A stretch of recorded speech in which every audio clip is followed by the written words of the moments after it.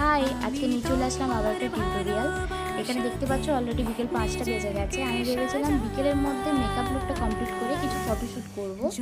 এই ভাবতে ভাবতেই এত লেট হয়ে গেল। তো যাই হোক, আমি ভিডিওটা স্টার্ট করলাম।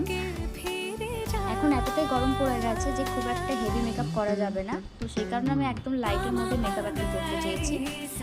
পয়লা বৈশাখে তোমাদের সঙ্গে তেমন কিছু ভিডিও শেয়ার করা হয়নি, তাতে কি হয়েছে, আরও নতুন নতুন অনেক লুক আসতে চলেছে।